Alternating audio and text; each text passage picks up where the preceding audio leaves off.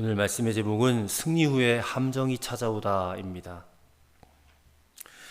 오늘 말씀은 기드온이 300용사를 데리고 13만 5천 명 미디안 군대를 쳐서 승리한 다음에 벌어진 그런 일들입니다.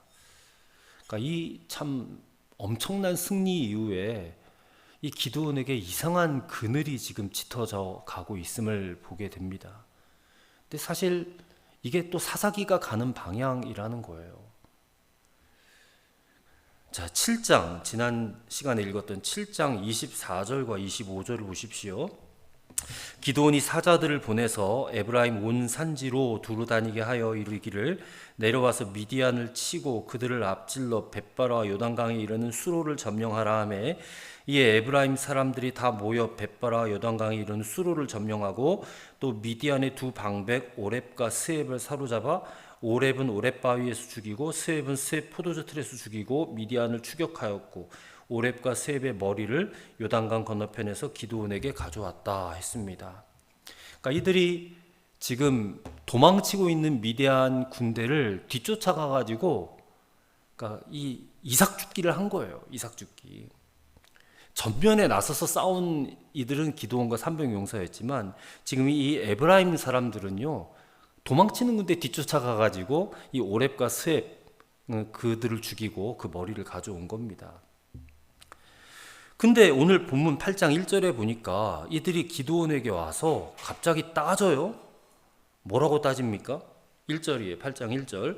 에브라임 사람들이 기드온에게 이르되 내가 미디안과 싸우러 갈 때에 우리를 부르지 아니하였으니 우리를 이같이 대접하면 어찌 됨이냐 하고 그와 크게 다투는지라 그래요. 다투었다라고 표현되어 있지만 사실상 막 대드는 겁니다. 따지는 거예요.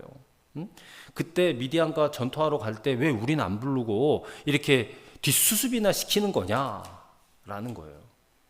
근데 이들이 지금 이게 한두 번이 아닙니다. 이 에브라임 지파가. 이들은 땅을 분배할 때, 여호수아서에서 땅을 분배할 때도 이런 비슷한 어떤 투정을 좀 부렸던 적이 있어요. 여호수아 17장 14절에 보면 여호수아가 가나안 땅을 분배해 줄 때 이 에브라임 지파 사람들이 찾아와 가지고 우리 땅이 너무 작다, 좁다. 우리는 크고 강성한 민족인데 왜 이렇게 적은 분량만 주냐? 더 큰 분량을 달라. 그러니까 여호수아가 너희들이 가서 개척하라. 그리고 돌려보냈단 말이에요. 그리고 오늘 본문에서도 지금 그 기드온에게 나와서 지금 따지는 장면이 나오고 사사기 12장에 가면 이제 사사 입다에게도 이 에브라임 지파가 나와서 또 따져요. 그러다가 결국 사사기 12장에서는요, 이 에브라임 지파 간에 내전이 생겨가지고 무려 4만 명이나 죽는 그런 엄청난 비극이 벌어지게 되는 것이죠. 그리고 결국 열왕기상 12장에 보면 이 솔로몬의 아들이 이제 르호보암이 왕이 되잖아요. 왕이 되니까 이 에브라임 지파가요 반발을 합니다. 거기에 반발을 해서 10지파를 모아가지고 선동을 해가지고 아예 그냥 북이스라엘 그리고 남유다 이렇게 남북으로 이스라엘을 갈라버려요. 그 주동자가 이 에브라임 지파입니다. 그러니까 그만큼 강성한 지파고 힘을 가진 지파, 입김이 센 지파예요. 이 지파가. 그러면 이들이 정말 하나님의 마음을 가진 지파라면 그런 자신들이 가진 힘을 사용하되 좀 올바르게 좀 덕이 있게 그렇게 사용하면 얼마나 좋을까. 근데 굉장히 이 지파는 이기적인 지파인 거예요. 헌신하려고 하지 않고 희생하려고 하지 않는 그런 지파예요. 근데 대접은 받고 싶은 거예요. 우리는 크고 강성한 지파다. 그러니 너희 다른 지파들 우리를 대접해야 된다. 그러니까 이들이 이렇게 된 것은 항상 자신들이 이 마음속에 우리가 가장 큰 지파다라고 하는 어떤 그런 자부심? 근데 그 자부심이 너무 지나친 나머지 교만이 찾아 들어온 거예요. 사실 가장 큰 지파라면 그에 합당한 책임도 감당해야 옳지 않겠습니까? 가장 힘이 강성하고 큰 지파면 이스라엘 12지파 가운데 가장 많이 헌신을 해야 돼요. 그리고 약한 지파들을 돌봐야 돼요. 그게 하나님 나라 백성들의 모습이거든요. 근데 이 에브라임 지파는 그렇게 하지 못했다는 겁니다. 다만 왜 우리가 이렇게 큰 지파인데 우리를 대접해 주지 않느냐 하고 불평만 하고 있는 거예요. 근데 오늘 교회를 보면 항상 이런 사람들이 있어요. 교회가 힘들고 어려운 그런 순간이 있습니다. 위기의 순간.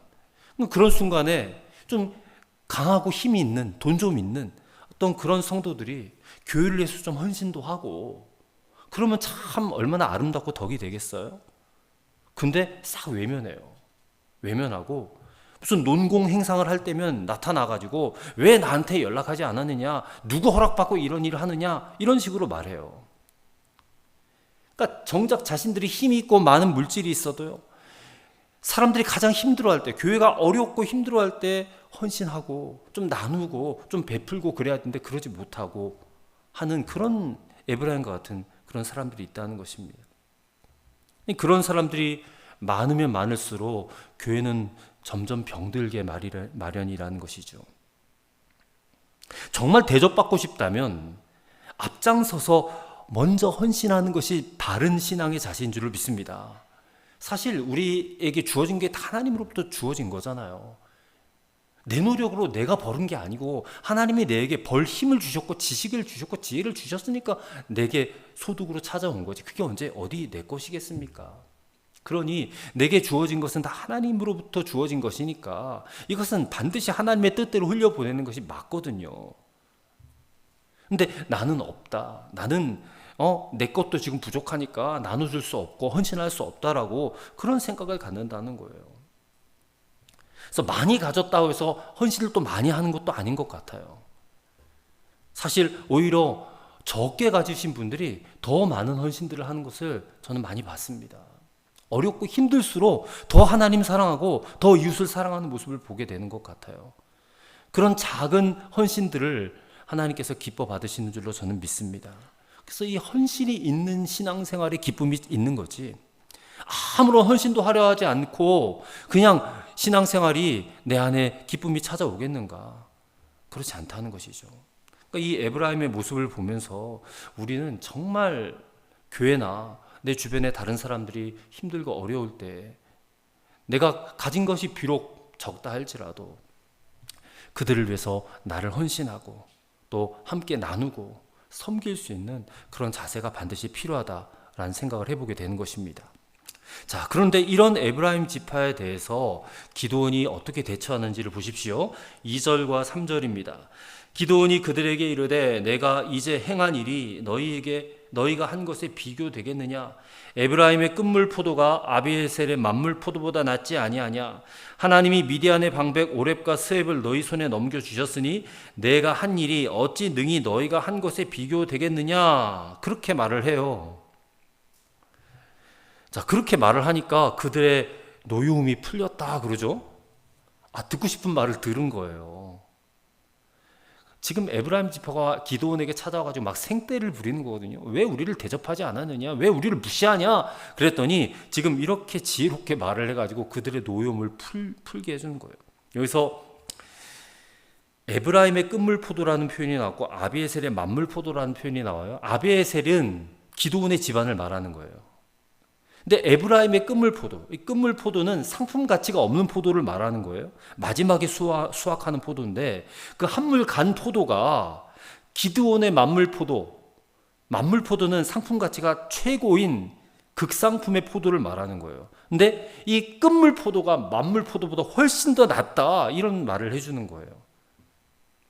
너희가 한 일이 내가 한 일과 비교가 되겠느냐? 너희가 한 일이 훨씬 더 큰 일이다. 너희가 훨씬 더 잘했다 하고 막 축혀 세워주는 거예요. 사실 말도 되지 않잖아요.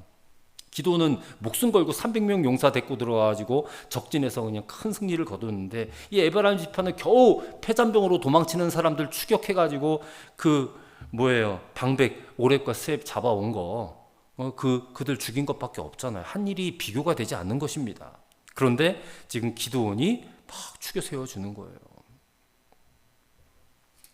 그러니까 그 말을 듣고 이 에브라임 사람들이요 만족하면서 돌아가는 겁니다. 왜냐하면 이게 그들이 원하는 것이었기 때문에. 그러니까 이렇게 대접받기를 좋아해서 기드온의 어떻게 보면 심기를 건드렸지만 기드온이 참 지혜롭게 말을 잘해서 잘 무마가 돼요. 자, 근데 그 다음에 또 문제가 생겨요. 계속해서 미디안 군대를 추격을 합니다. 기드온이. 근데 두 번이나 기막힌 사건을 당하게 됩니다. 자, 기드온과 300용사가 피곤했어요. 4절 보시면 기드온과 그와 함께 앉아 300명이 요단강에 이르러 건너고 비록 피곤하나 추격하며 그래요. 뭐 그도 그럴 것이 이 밤새워서 야간 작전을 감행했잖아요. 아무리 항아리 횃불이라고 하지만 그 긴장감은 이루 말할 수 없었을 거예요. 그러니 그 전쟁을 치르고 난 다음에 이들은 거의 막 탈진할 지경이었을 것입니다. 하지만 도망치는 잔적들 15,000명이 남았거든요. 이 잔적들을 그냥 놓아둘 수 없어서 그 피곤한 몸을 이끌고 이 패잔병들 도망치는 이 미디안 군대를 추격하고 있는데 그러다가 숫곳이라는 곳에 이르릅니다. 5절이에요. 그가 숫곳 사람들에게 이르되 나를 따르는 백성이 피곤하니 청하건대 그들에게 떡덩이를 주라. 나는 미디안의 왕들인 세바와 살문나의 뒤를 추격하고 있노라. 그렇게 말해요. 자, 우리 같으면 어떻게 하겠습니까? 이 300명이 13만 5천 명과 대적해서 얻은 승리예요. 더구나 자신들을 위해서 싸워준 사람들 아니에요? 300명이? 그렇다면 기꺼이 성심을 다해서 대접하는 것이 정상이에요. 근데 이 숫곳 사람들이 어떻게 반응하는지 보세요. 6절입니다. 숫곳의 방백들이 이르되 세바와 살문나의 손이 지금 내 손 안에 있다는 거냐? 어찌 우리가 내 군대에게 떡을 주겠느냐? 그러는 거예요. 이 말을 듣고 기가 막힌 거예요. 당신들의 안전을 위해서 우리가 지금 이렇게 생명 걸고 싸우는데 거절하는 거예요. 대접 안 해주겠다. 그래서 분우엘이라는 곳에 또 올라가요. 8절에 보니까 분우엘에 올라와서 똑같이 얘기를 했어요. 그랬더니 분우엘 사람들도 똑같은 대답을 하는 거예요. 이 사람들이 대체 어떻게 생겨먹은 사람들이길래 자기들을 위해서 목숨 걸고 싸우는 기드온과 300용사를 이렇게 대접하는 것일까? 도대체 무슨 생각으로 이렇게 하는 것일까? 두 가지 이유였을 것입니다. 첫째는 이들이 기드온을 하나님이 세우신 지도자라고 인정하지 않고 있기 때문에 그래요. 물론 그 시대 자체가 하나님을 거역하는 시대였으니까 이 기드온과 300용사가요 그들의 눈에는 하찮은 존재로 보였던 거예요. 정말 하나님이 세우신 지도자라고 인정했더라면 이렇게 반응할 수가 없는 것이겠죠. 두 번째 이유는요, 이들 생각에는 아직 전쟁이 끝나지 않았다라는 거예요. 누가 이길지 두고 봐야 된다라는 거예요. 그러니 이 기회주의자들인 겁니다. 만약에 기드온과 300용사가 그들을 추격하다가 그들에게 패할 수도 있지 않겠어요? 그런데 이들을 도와줬다가 해봐요. 그러면 이 미디안 사람들이 나중에 돌아와서 너희가 저 기드온과 300용사를 도와줬어 하고 우리에게 또 해코지를 할 수 있다. 그러니 도와줄 수 없다는 거예요. 그리고 얼마나 비루한 자들입니까? 기회주의자들이에요. 이 판단의 근거가 믿음이 아니에요. 다만 자신들의 유익이냐 손해냐 이런 관점으로만 대하는 사람들이에요. 이들은 이 전쟁이 전혀 하나님께서 하시는 전쟁이다라는 생각을 하지 못하는 겁니다. 이 믿음의 눈으로 보지 않는 것이에요. 이게 이 사사시대의 현실이었다는 것입니다. 그러니까 하나님이 하시는 전쟁이라고 믿지도 않을 뿐만 아니라 아직 전쟁이 끝나지도 않았고 이긴 전쟁도 아닌데 내가 당신 편 들었다가는 뒷날에 이 미디안 사람들에게 무슨 봉변을 당할지 알 수 없다라는 전형적인 기회주의적인 답변이에요. 그러니까 그만큼 기드온은 무시당해도 좋을 만한 사람처럼 그들 눈에 비춰졌던 것이죠.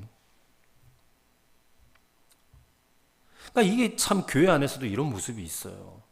기드온처럼 좀 쉬워 보이는 사람, 작아 보이는 사람, 못나 보이는 사람, 이런 사람을 소위 잘난 사람들이요 함부로 그들을 대해요.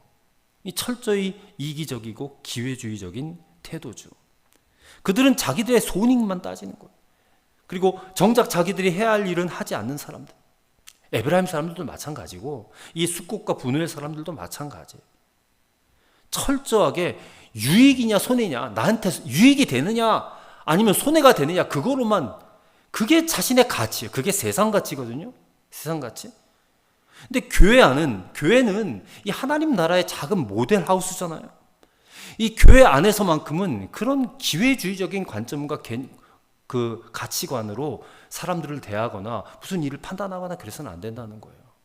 비록 내가 손해를 볼지언정, 비록 내게 유익이 없다 할지언정, 이것이 하나님 나라의 유익이 된다면 기꺼이 동참하는 것이 맞는 것이죠. 그래서 오늘날 교회가 이런 모습이 얼마나 많이 나타나는지 모릅니다. 사실상 하나님과 세상을 겸하여 섬기겠다라는 태도거든요. 그게 늘 나에게 이익이 되는 것을만 그 길로만 내가 따라가겠다, 내가 그 길로만 선택하겠다라고 하는 마음이라면 하나님은 그런 사람들에게 역사하지 않습니다. 어찌 보면 하나님께서 이들에게 진노하시는 것도 당연한 일일 거예요. 그래서 기드온이 화가 났습니다. 7절에 보시면 기드온이 이르되 그러면 여호와께서 세바와 살문나를 내 손에 넘겨주신 후에 내가 들가시와 찔레로 너희 살을 찢으리라. 그리고 9절에 기드온이 또 분노의 사람들에게 말하여 이르되 내가 평안히 돌아올 때 이 망대를 헐리라. 보복하겠다는 거, 보복하겠다. 그 다음에 10절부터 12절의 말씀 보면 정말 기드온이 이 잔당들을 추격해가지고요, 이 세바와 살문나를 사로잡아 왔어요. 진짜 이 잔당이라고 하지만 15,000명이잖아요. 근데 기드온과 300용사 300명 가지고 15,000명을 어떻게 또 상대하겠습니까? 어림도 없는 거예요. 그리고 벌써 날은 밝았어요. 이제 훤히 숫자도 다 보이는 상황이에요.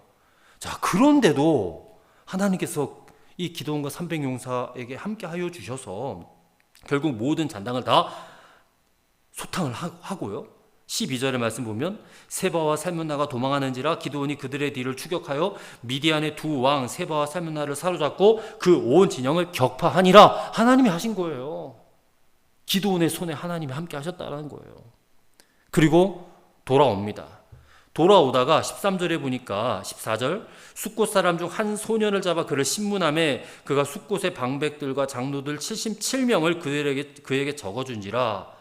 그리고 15절 기드온이 숫곳 사람들에게 이르러 말하되 너희가 전에 나를 희롱하여 이르기를 세바와 살문나의 손이 지금 내 손 안에 있다는 거냐, 어찌 우리가 내 피곤한 사람들에게 떡을 주겠느냐 한 그 세바와 살문나를 보라 하고 그 성읍의 장로들을 붙잡아 들가시와 찔레로 숫곳 사람들을 징벌하고 분노의 망대를 헐며 그 성읍 사람들을 죽이니라. 그렇게 해서 철저하게 보복합니다. 근데 사실 이거는 정말 안타까운 일이에요. 기드온은 자신의 생명을 걸고 이스라엘을 위해서 전쟁을 수행했고 하나님은 그에게 놀라운 승리를 허락하셨어요. 그런데 사람들이, 백성들이 자신을 알아주고 대접하기는커녕 조롱하고 멸시를 하는 거예요. 그래서 지금 어떻게 합니까? 힘으로 보복을 하는 거예요. 힘으로. 그리고 사로잡은 세바와 살문나의 와 기드온과의 대화를 한번 보십시오. 18절에 보시면 이에 그가 세바와 살문나에게 말하되 너희가 다볼에서 죽인 자들은 어떠한 사람들이냐 이더냐 하니 대답하되 그들이 너와 같아서 하나같이 왕자들의 모습과 같더라 하니라. 자, 이 대목을 주목해서 봐야 돼요. 자, 그들이 너와 같아서 하나같이 왕자들의 모습과 같다. 지금 기드온이 본래는 별로 흠모할 만한 사람도 아니었어요. 그런데 지금 세바와 살문나가 기드온이 왕자 같은 그런 모습, 어떤 권위 있고 당당하고 흠모할 만한 그런 모습으로 비춰지는 거예요. 그러니까 이게 지금 뭔가가 좀 잘못되어 가고 있는 거예요. 별로 비루한 모습처럼 보이지 않은 거예요. 굉장히 힘이 있고 권세가 있는 그런 모습으로 보이는 거예요, 기드온이. 그러자 기드온이 이렇게 말합니다. 그들은 내 형제들이며 내 어머니의 아들들이니라. 여호와께서 살아계심을 두고 맹세하노니 너희가 만일 그들을 살렸더라면 나도 너희를 죽이지 아니하였으리라 하고 그의 맏아들 여델에게 이르되 일어나 그들을 죽이라 그래요. 자신의 맏아들이 동행했던 것 같아요. 근데 그 맏아들 여델이요, 나이가 어려요. 그래서 이 칼을 빼가지고 세바와 살문나를 죽이지 못해요. 그래서 이 세바와 살문나가 이렇게 말합니다. 21절 세바와 살문나가 이르되 내가 일어나 우리를 치라. 사람이 어떠하면 그의 힘도 그러하니라 하니 기드온이 일어나 세바와 살문나를 죽이고 그들의 낙타목에 있던 추숫달 장식을 떼어서 가지니라 그래요. 그러니까 여델에게, 이 어린 아이에게 죽고 싶지 않다는 거예요. 수치스럽다는 거예요. 차라리 왕과 같은 용사 당신 기드온의 손에 내가 죽는 것이 훨씬 더 내가 명예롭다라고 생각하고 이 세바와 살문나가 기드온의 손에 죽임을 당하는 거예요. 그러니까 지금 이 대목은 기드온이 지금 힘을 가진 용사가 됐다는 거예요. 우리가 기드온이 처음 부름 받을 때는 이 타작 기계 뒤에 숨어 있었다고 그랬잖아요. 그만큼 이 사람은 용기도 없고 그리고 자존심도 없고 그렇게 두려워하는 그런 사람이었는데, 이제는 전쟁에서 이기고 나니까요 당당한 용사가 되었어요.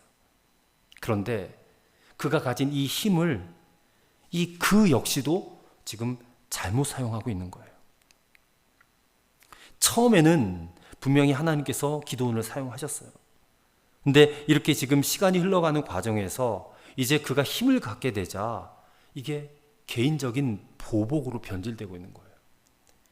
물론 숫곳 사람들, 분우엘 사람들 잘못했죠. 대접 안 했으니까. 그렇다고 그들을 이렇게 무참히 비참하게 죽일 이유까지는 없는 것입니다. 근데 그렇게 해버린 것은 마음의 상처를 받았기 때문에 그래요. 저는 이게 지도자가 빠지기 쉬운 함정이라고 생각합니다.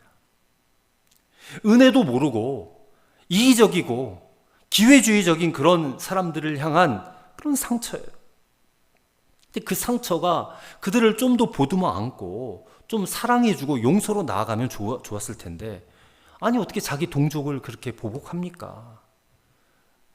그래서 이 하나님이 주신 힘이 이 기드온에게 주어졌는데 이제는 기드온이 자신을 위해서 쓰게 되는 거예요. 하나님을 위해서 쓰는 것이 아니라. 그래서 기드온이 점점 더 변질되어지는 그런 모습으로 바뀌어가고 있는 것을 우리가 보게 되는 것입니다.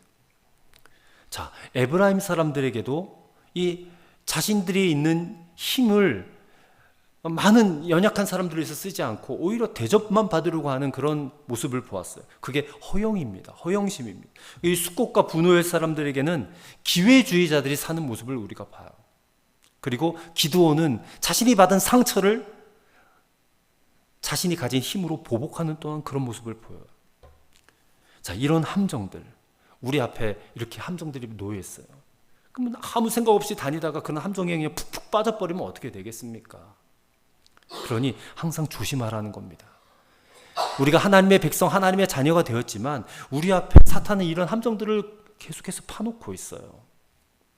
그리고 변질되게 만들어 간다는 것입니다. 그래서 오늘 우리가 합심해서 기도할 때에 하나님, 오늘 우리에게는 이 에브라임 지파와 같이 행동하는 그런 교만한 모습은 없습니까? 이 숫곳과 분우의 사람들처럼 계산만 빠르고 기회주의적인 그런 삶을 내가 살고 있지는 않습니까? 내가 헌신하고 희생하려는 마음은 없이 대접만 받으려는 그런 교만한 마음은 없습니까? 오늘 내 안에 그런 교만함이 꺾어지게 하옵소서. 형제의 어려움을 외면하고 기회만 엿보는 자로 살지 않게 하옵소서. 그리고 너무나 쉽게 변질되는 기드온의 모습처럼 이렇게 살만해지면, 내게 힘이 생기면 쉽게 변질되는 기드온의 모습이 우리의 모습 되지 않게 하여 주옵소서. 간절하게 이 시간 통성으로 기도하도록 하겠습니다. 하나님 아버지, 감사합니다. 오늘 저희들에게 또한 귀한 말씀을 허락해 주심을 감사합니다. 이 말씀 속에서 우리가 하나님 정말로 에브라임 지파처럼, 숫곳과 분우의 사람들처럼, 그리고 쉽게 변질되어가는 기드온처럼 이런 모습으로 우리가 되어가고 있는 것은 아닌지, 아니 이런 모습에서 여전히 벗어나고 있지 못하고 있는 것은 아닌지 하나님 깨닫게 하옵소서. 하나님, 교만한 마음들이 우리 안에 찾아옵니다. 하나님, 정말 하나님 나를 위해서 헌신하고 희생하려고 하는 마음은 없이 그냥 내가 크고 강성하니까 나를 대접해달라고 하는 그런 교만함이 내 안에 있지는 않습니까? 또 형제의 어려움을 외면하고 기회만 엿보는 자로 살려는 그런 하나님 기회주의적인 그런 모습은 없습니까? 하나님, 무엇보다 너무나도 쉽게 힘과 권력을 차지하고 변질되어지는 기드온의 모습은 내 안에 없습니까? 하나님, 그런 모습이 되지 않기를 바랍니다. 오늘 우리에게 교만함을 꺾어버리게 하옵소서. 기회주의적인 그런 생각들도 하나님 던져버리게 하옵소서. 우리는 항상 내게 유익이 되느냐 손해가 되느냐를 따지는 것이 아니라 하나님 나를 위해서 나 자신을 온전히 드릴 수 있는 마음을 갖게 하시고, 혹시나 우리에게 힘과 권력이 생겼다 할지라도 그 힘과 권력을 나 자신을 위해서 쓰는 것이 아니라 다른 사람을 위해, 연약한 사람들을 위해 하나님 기꺼이 나의 힘을 쓸 수 있는 하나님 그런 자들이 되기를 소망합니다. 또한 그런 교회를 우리가 이루어가게 되기를 소망합니다. 하나님, 우리와 함께 하옵소서. 하나님이 다스리시는 나라, 하나님 이 나라 안에 우리를 불러주셨사오니 이 나라 속에서, 그 나라 속에서 우리가 우리의 위치를 바르게 알고 우리가 하나님의 통치와 다스림을 받는 자들이 되게 하여 주옵소서. 그래서 하나님 앞에 철저하게 낮아지고 겸손하고 나 자신을 드려 오직 하나님의 순전한 도구로 쓰임받는 그런 인생을 살아갈 수 있도록 인도하여 주시옵소서. 하나님 아버지, 하나님께서 거두게 하신 놀라운 승리 뒤에 이와 같은 함정이 찾아왔던 것을 우리가 보았습니다. 그러면서 우리 자신을 살피기 원합니다.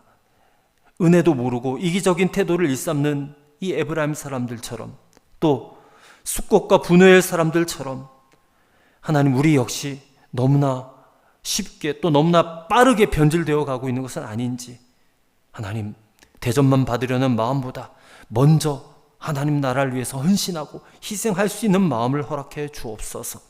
자기들의 손익만 따지고 이기적인 마음을 가진 기회주의자가 되지 않게 도와주옵소서. 우리가 조금 살만해졌다고 하나님을 향한 우리의 믿음이 변질되지 않도록 우리의 마음을 붙들어 주옵소서. 우리가 가진 힘과 능력을 가지고 하나님 나라를 위해서 더 많이 헌신하고 내게 붙여주신 내 이웃들을 위해서 더 많이 그들을 돌볼 수 있는 마음을 주옵소서. 그것이 아름다운 하나님의 나라를 이루어가는 길이 될 줄로 믿습니다. 오늘 그와 같은 깨달음을 주셨사오니 오늘 우리의 삶을 통해서 바로 실천할 수 있도록 성령님 우리와 함께하여 주옵소서. 주 예수 그리스도 이름으로 기도드리옵나이다. 아멘.